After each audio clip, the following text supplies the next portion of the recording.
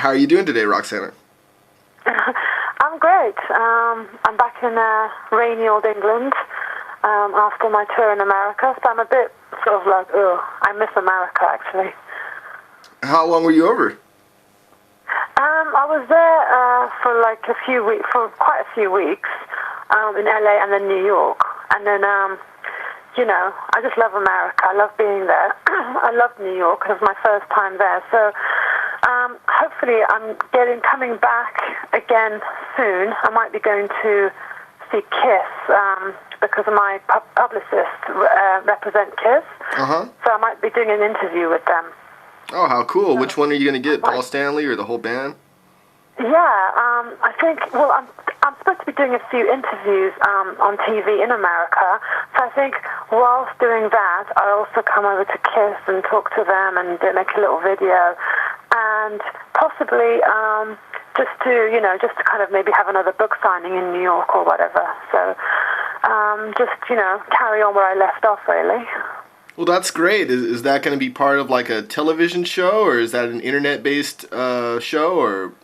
Well, no, I mean, the whole, with the TV stuff, interviews, my publicist set me up with interviews in New York and LA just to kind of publicize my book and talk about it. The Kiss thing, it would just be somebody filming it. It's not for TV, it's just part of me interviewing them and sort of doing a video about backstage and things like that. We'll see how it goes, and then the book signing, I've had a lot of requests. So it's not being filmed, it's just I've had a lot of requests from people in New York for me to come and do book signings there. So hopefully we'll make that happen as well. Yeah, no doubt.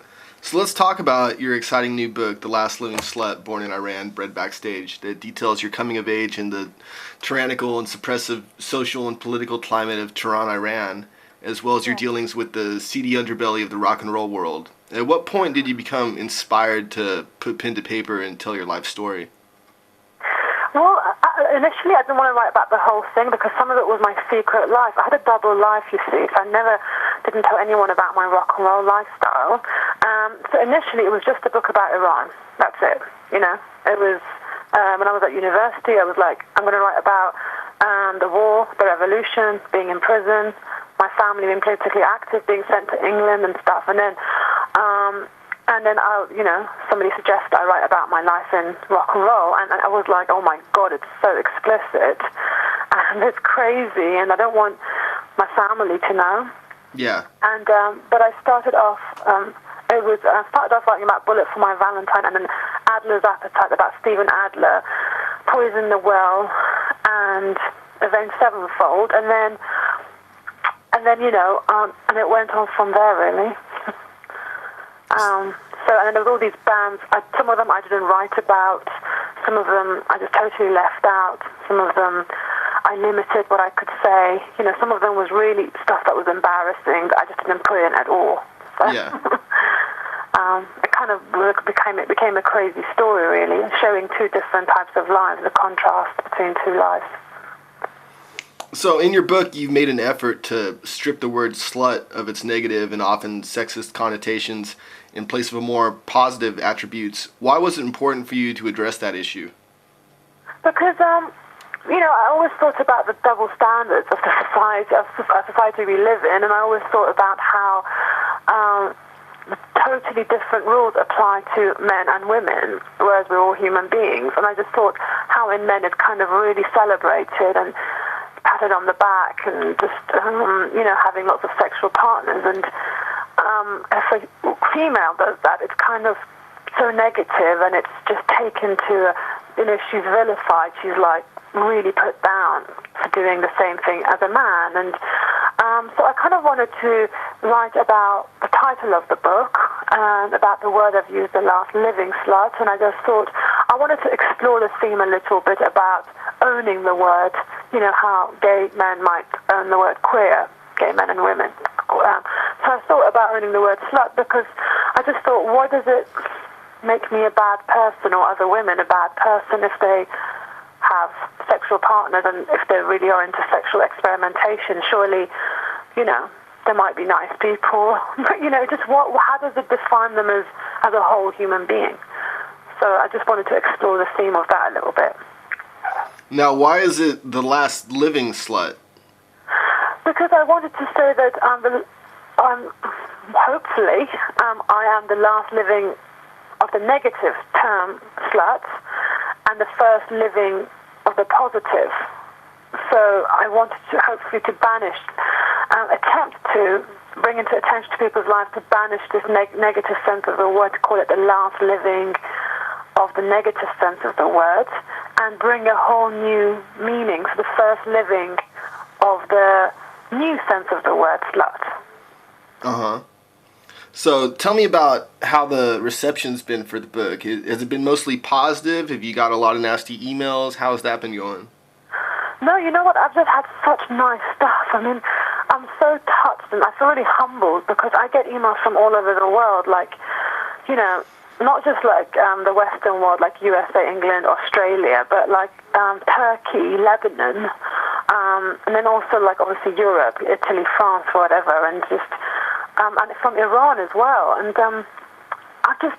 anybody who has read the book has been really lovely. Like, they've been really touched and they love my journey and my story and the quality of my writing. People who haven't read the book, I can easily tell, because sometimes I might read a comment somewhere and they're like, say something, oh, I hope she burns in hell. I just laugh at those because they're either very religiously fundamentalist, yeah, or they haven't read the book and don't understand the meaning of it. So it's so much nice emails, so much good feedback. It's been really lovely. Yeah, I think you should have your publicist FedEx a copy to the Westboro Baptist Church. Yeah, it'd be nice if they sent it to the Mormons or the Amish or some kind of organization that's really like, away from society, with people who are kind of anti everything in my book, anti-abortion, anti-sex before marriage, all this stuff. I wonder what they would feel about it. It'd be very interesting. Yeah, no doubt. So you earned a degree in gender and feminist studies from Batspa University, yet on the flip side of that achievement, you've also lived this life filled with tales of rock and roll debauchery. Let's talk about how an Iranian girl coming of age in London gets into this music and this lifestyle. How did you initially become interested in hard rock and heavy metal bands? Who were your favorite bands? I've always been into Guns N' Roses and Motley Crue since I was like 13. But you see, you have to understand that I always lived a double life, and it's not easy. There was one part of me which was, even since I was a teenager, I was kind of quiet, shy girl, nerdy, but in secret, I used to listen to Guns N' Roses in my bedroom and quietly and just fantasize about them. But I never told anyone. But I always had this image of rock and roll as this amazing, crazy, free-spirited place I wanted to be in. But then I started to get into Jimi Hendrix, The Doors, and Janis Joplin and Led Zeppelin. And then I read The Dirt about Motley Crue. Uh-huh. And I kind of was like, my God, these guys are crazy. And this world is even crazier than I thought it was. And I just really wanted to live it. I was like, I want to just fuck like those guys. I want to like be rock and roll like those guys. And I knew it was in me somewhere. But at the same time, I was such an academic. I was like completely nerdy, writing things and speaking at conferences. And I think by accident, I came across a drummer one night who I thought was crazy, the rock star, and I was like, oh my God, I'm so going to go and follow bands. And then it just ignited something in me. I can't explain what it was. This rock star was just someone so different from anyone I'd ever met. And I experienced this real adrenaline rush of being with him. And it was like, combined with the music that I loved, I decided to go and see what it was like to be backstage. And it went on from there. And see, that's another thing I wanted to ask you about. In the section in your book where you're talking about being backstage with Tommy Lee and he's listening to techno, and you suggest he put on Mott the Hoople. I mean, that right there, to me, that says that you dig a little deeper than the top 40 stuff. I mean, so you're talking, you listen to the Doors and all this other stuff. It's not just the hair bands. I mean, you were into all kinds of cool music. Yeah, my favorite type of, my passion is definitely kind of the Doors, the Stones, the Beatles, John Lennon, Leonard Cohen, What the Hoople, all that stuff. That's my passion. I'm not the type, I don't go and listen to like 80s hair metal at home. I'd rather listen to like the Doors. I think with the 80s hair metal thing, I was just into the image and the lifestyle. And I'm not a top 40 girl at all. I'm just really not into... I mean, I love a bit of rap. I definitely do. I love my Tupac. I love to listen to I like anything raw and angry with passion that's real. I hate anything that's been really, commercialized. I mean, Eminem is very commercial, but still I like where he comes from. I like where he's coming from, especially in the earlier days. So I'm not into R&B. I'm not really into techno, house music and stuff like that. I love anything with really good lyrics. Love listening to Leonard Cohen. They're very depressing, but Leonard Cohen's lyrics. But I also really love Slayer and Judas Priest. Yeah. So my taste varies, really. Have you hung out with Slayer and Judas Priest? Yeah, Judas Priest I have, yeah. Cool. Judas Priest guys. I was in Amsterdam, actually, with them and Testament and Megadeth. And, yeah, a bit boring. I mean, Rob Halford was cool. He had a very sexy boyfriend. I was like, wow. I wish he was mine, his boyfriend. And Megadeth, I wanted to see Dave Mustaine, but I think he kind of had to leave. But I hung out with the guys from Testament. Uh-huh. And I was trying to put eyeliner on them and tease up the hair, and they were like, oh my God, no, we're not like that. Come on, you need eyeliner, man. With Alex Skolnick, he's a good friend of mine, Alex. But he's very, very nerdy. He's not really like rock and roll type guy at all. Yeah, he plays in a jazz trio. Yeah, he plays in a jazz trio, and he's not what you would expect of a very rock and roll sort of, a metal dude. He's not like that at all. He's very square. So when you say like raw Knows music, it. what about punk rock? What about Norwegian black metal? Does that kind of stuff appeal to you? Yeah, I was in Norway about 3 or so weeks ago, and I started to get into Norwegian black metal, and I started to get into... I mean, it depends. I like thrash metal, death metal, but in small doses. I don't think I could sit in my room, put a fucking full-on black metal album on and go, right, yeah, man. I just sit there for hours. I must be in the right mood. I can't. It just is.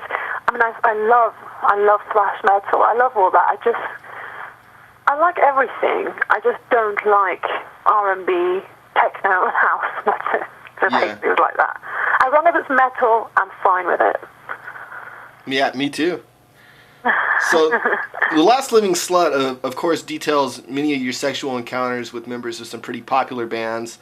Looking back, were there any rockers in particular that you regretted sleeping with? Well, let me see. Regretted. Well, there was a couple of guys from Skid Row that, looking back, I think, why did I do that? I think it was just out of boredom, and now I wouldn't. It was just kind of to say, oh, I slept with someone from Skid Row. A couple of guys. But it wasn't an enjoyable experience. I didn't even write about it. There was a couple of guys from Whitesnake that I slept with, and I kind of regret that as well. Sometimes I would just get caught up in crazy rock and roll backstage, experiences, and then next morning I'd be like, did I really sleep with that guy from Whitesnake? Why? But there we go. We all make mistakes. Yeah. So the regret was based on they were boring, or? They were, well, one of them was trying really hard and to be like a really sexy porn star type guy in bed, and I just wanted cuddles and kisses. Yeah. And the other guy was just, I don't know, he was all into some kinky, weird stuff that didn't really turn me on at all. And the guy from Whitesnake, so I just was like, well, not my thing. You don't like kinky, weird stuff, Roxana? I like, I'm really not into pain. I'm not in, well, pain in a role play way, but I'm not into rubber fetish and stuff. Doesn't do anything for me. But I do like weird stuff. If you're talking about role play or crazy shit, I am. But just not your cliche S&M type thing. No, I'm not into that. Okay. So there's some who view your writing as empowering and even the work of a strong, independent woman, while others clearly shy away from the more graphic kind of content revealed in Last Living Slut. How do you justify things like being urinated on by Avenged Sevenfold? Would that be considered an erotic sort of fetish for you? I think it's great. I love water sports.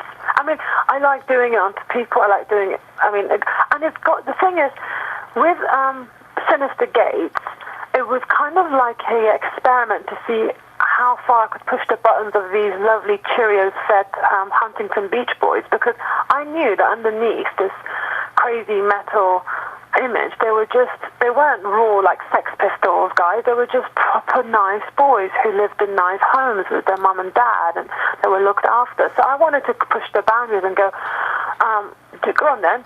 Let's see how rock and roll you are. Pee on me.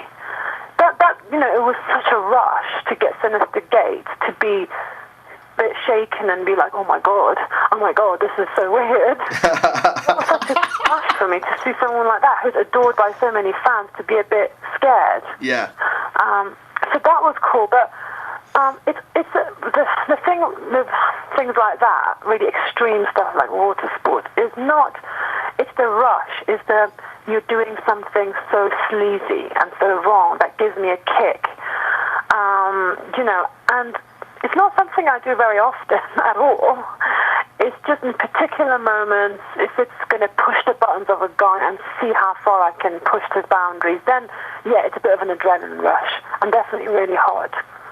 So it's not really about, hey, you want him to pee on you. It's more like you see that he recognizes that. You see that he's kind of shy about that, and that's what gets you off? Yeah, totally.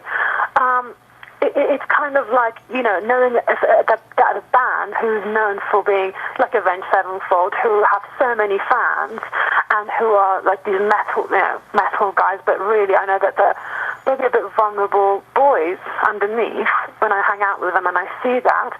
I love, what turns me on in the whole world is rock and roll. The concept of rock and roll, the craziness of it. I wish I'd been around with Led Zeppelin throwing TVs out of hotel windows. I like the concept of debauchery craziness. That is my biggest turn on. So if I'm with a band who think that they're really cool and rock and roll, that is what turns me on to push their buttons and make them do things and see that they're like, oh my god, this is too much for me. Yeah. That gives me a kick, for sure. Yeah. A lot of emo bands I've hung out with, Blackstone Cherry. They're from the South. I've got a lot of fans, like Aiden, emo boys, I've made them do things that, they were a bit scared of. But that gives me a buzz. What did you make them do? Aren't I? What did you make them do? Well, with Blackstone Cherry, they've got all their fans are like 12, 13 years old girls. Now here I come, I'm like, right, you guys get in a room, close the door in the dressing room, and watch me, get myself off, and watch my girlfriend eat me out. And they're like, hey man, they're like virgin boys, and they're like southern, and it's so cute. And then I felt a bit of a pedophile, really, because I kind of do sometimes feel a bit bad because I'm quite sexual, and I don't realize that sometimes it scares men, and I don't want to scare anybody. But I'm just me. I'm just myself. I'm quite a wild person. I don't drink. I don't do drugs. And what gets me off is sexual kicks. So, those little emo bands is the best because they're kind of just getting into this music world. They're starting to tour. They're starting to see girls. And here I come. I'm like, right, prove how rock and roll you are. So going from, like you're talking about the height of hedonism, like Led Zeppelin, to Let's say you're an experienced lover. Do you look at some of today's younger bands and think I could really teach them something, or do you ever assume that these younger bands that haven't had threesomes and haven't gotten to fetishes and mastered all the different sexual positions would be a bore in the sack? Well, yeah. When I see younger bands, like Aiden or sort of Blackstone Cherry, or well, not Papa Roach. Papa Roach were older; they've got much more experience. But I kind of think, I want to see how rock and roll they are. If they are just pretending, or are they actually wild spirits anyway? Are they free spirits themselves, naturally? So, I do sort of say to them, hey, you want to do this? Let's see what we can do. And it depends how many girls I've got with me. If I've got my girlfriends with me and I'm like, let's show these guys, what it's about. Some of them might, like there's a band called Kill Hannah. Uh-huh. And they're kind of, some of them are a bit shy and scared, so they're like, we're just going to go inside and, have our coffee and stuff.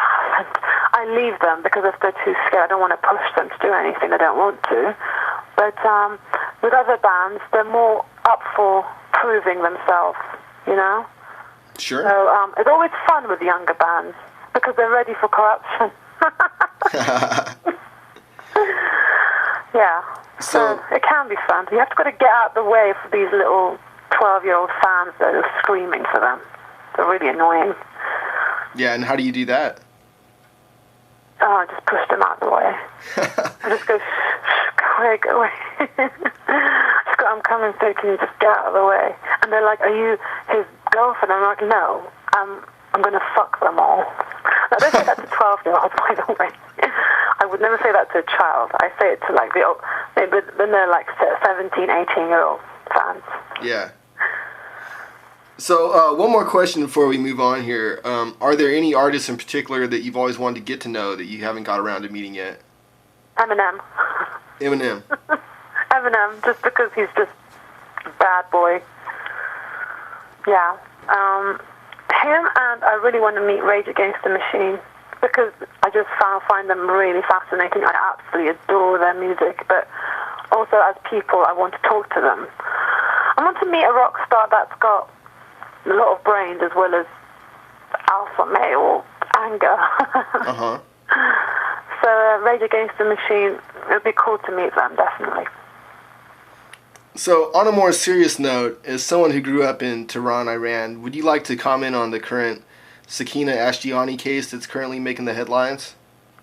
Well, just bear in mind that anybody, whether they're in Iran or outside Iran, that speaks their mind against the regime of Iran, they get killed on death threats. This is very serious. I'm not just saying this to be sensationalist. If I open my mouth and criticize the Iranian government in an interview, I will get death threats.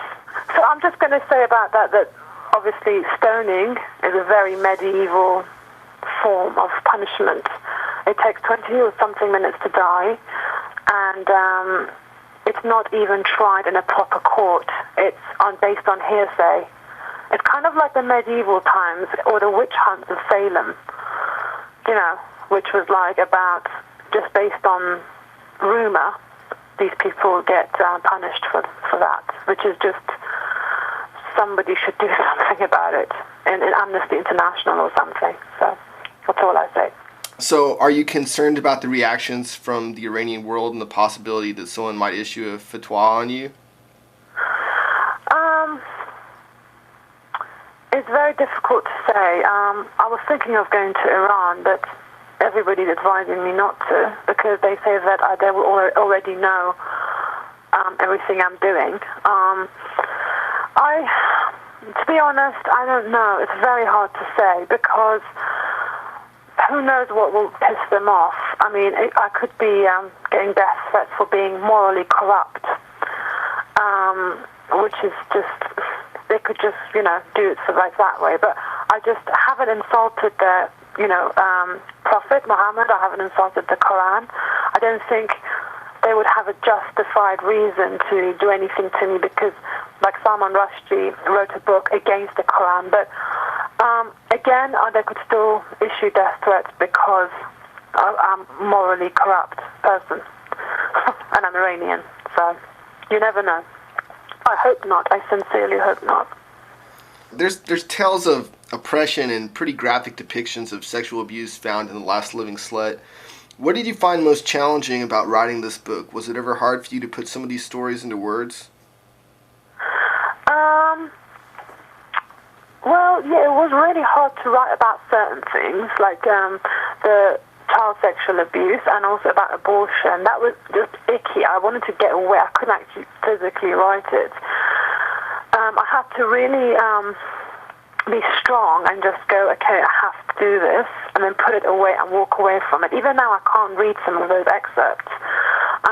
It was incredibly tough. I think when I finished the book, though, what was interesting was that I finished it, and instead of being relieved, I started to get panic attacks because I thought, oh my God, I've lived this experience, I've done that, oh my God, how could I have gone through that? And it just brought it all home to me. I think I'd been in denial before. I'd tried to forget about certain things that happened to me throughout my childhood, and being beaten up as a teenager and an abortion and stuff. I tried to totally hide it over by doing crazy rock and roll shit. And then when I finished it all, suddenly it all hit me. And I think that's when I started to kind of have a breakdown. And because everything, I'd remembered everything suddenly. It all come to my head. And it was all out. And then I was like, oh my God, I've never dealt with this stuff. So I better start having some therapy. You know? Yeah. It was pretty overwhelming to write about it, for sure. So let's talk about how your overall view of rock and roll world has changed, if at all, over the years. Did you ultimately find salvation through this music? Well, no, do you know what? Rock and roll is a love of my life. And I wish that there was bands now, like back in the day, even like 80s Sunset Strip era with all the 80s hair metal bands, who were truly debauched rock and rollers, and who I could, you know, I after seeing and meeting lots of bands and hanging out with lots and lots of bands, I thought, oh my God, there is no one really that is like that, a true rock star, you know. Obviously, everybody, so many of them have been there, done it. They've been in rehab, they don't drink, and I'm really disappointed. I mean, I'm happy for them that they're healthy, but I just wish I'd been around either with Led Zeppelin or with Guns N' Roses, Motley Crue in the 80s, so I could really experience that hedonistic, debauched time. And I just feel like it's so corporate now. It's so like in an office, you might go on tour with a band who are very successful, but it's kind of like so cold and calculated and sterile. It doesn't feel raw and real, and everybody's like a family traveling together on the road. Everybody has their own bus, their own assistant. It's just so like, you know, sanitary. This is not like raw how it was in the past. So I really truly wish that bands would, there was such a thing as a band who was like the new Led Zeppelin or the new Motley Crue. That would be so amazing and good, you know. Okay, listening to your answer, it brings me to the next question, and it's something that I was trying to kind of understand. I've heard you state in other interviews that, you know, the bands that you were into, like Guns N' Roses, Motley Crue, if they stopped doing drugs, all of a sudden they're not as wild to you anymore. They're not as maybe appealing. When you talk about wanting to go back and party with Led Zeppelin during, you know, the height of their debauchery, you yourself, you've quit using drugs. When you talk about going back, do you want to get back into that and like really? No, I don't think I would ever get back into drugs because I'm wild enough. Most of the stuff I did in that book is me sober completely, with no drugs, no alcohol. You know, I mean, up to the point of where I had my seizure, yes, I was drinking and doing drugs. And then after, I stopped all drugs, and I drank very, very little. So everything is more like done in a very sober way. But you're right about the bands because they're so dull now. It's like, you know, I don't want. Obviously, I'm not condoning drugs. I'm not saying you should go and take drugs again. But I think, truthfully, in the 80s when the whole 80s hair metal era was alive and kicking, they were all on drugs, and they were all drinking a lot, so they were more fun. And that's the truth of it. And they were younger. Obviously, they were younger. So if we can get that now with some bands who are similar to that, that would be brilliant. I don't think those bands now, they're a bit older, they've got families, they're not like that anymore because they've been in there and done it so much that it's probably boring to them now. Yeah. So could you ever imagine your book being made into a movie, and if so, who would you cast as yourself?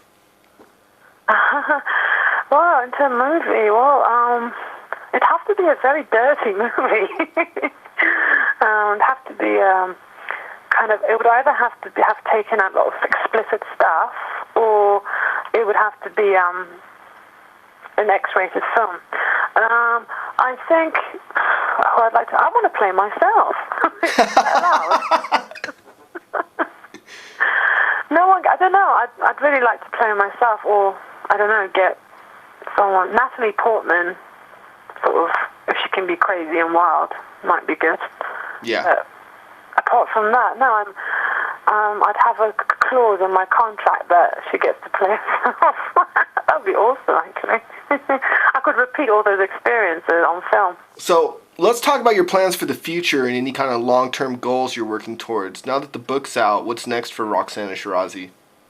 I want to be a gangster rapper. No, I'm joking. I would like to. There's so many things I want to do. Obviously, I want to start my second book ASAP. I'm itching to get it started. It's just the problem of me going to Iran, because if I was felt safe that I could go, I'd go tomorrow and start my second book about the underground sex and rock and roll culture in Iran. But for the long run, I would love to continue writing books.